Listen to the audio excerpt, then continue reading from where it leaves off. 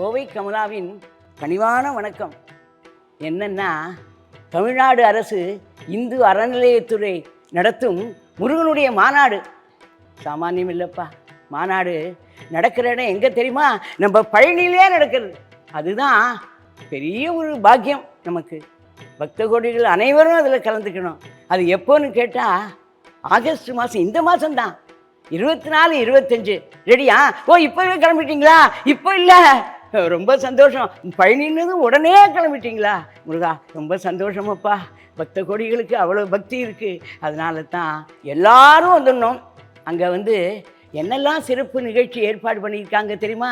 நம்ம தமிழ்நாடு முதல்வர், அறநிலையத்துறை அமைச்சர் எல்லாரும் இசை நிகழ்ச்சி நடத்துகிறவா, சொற்பொழிவு நடத்துகிறவங்க, பட்டிமன்றம் நடத்துகிறவா, நம்ம ஆதீனங்களுடைய ஆசி உரை, எல்லாருமா சேர்ந்து இந்த மாநாடை நீங்களாமும் சேர்ந்து அதை சிறப்பிக்கணும்னு. ஏன்னா பழனியிலே நடக்கிறதுனால யாரும் வராமல் இருக்க மாட்டா, எல்லாரும் வந்துடுவாங்க. நான் வரேன், நீ வரேன்னு 6 படை வீடும் பழனியிலே கொண்டு வந்திருக்காங்க. அது பெரிய விஷயம். ஏன்னா ஒரே நாளில் 6 படையும் போக முடியாது. அந்த பழனியில் எல்லா நிகழ்ச்சியும் நடக்கிறது. அதில் முருகனுடைய அருளில் நானும் பங்கு பெறணும்னு ஆசைப்படுறேன். முருகா, எல்லாரும் வரணும்.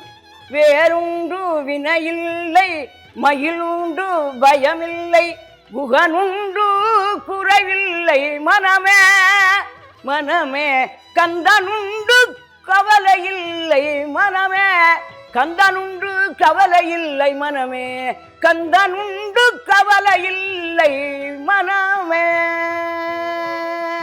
முருகா,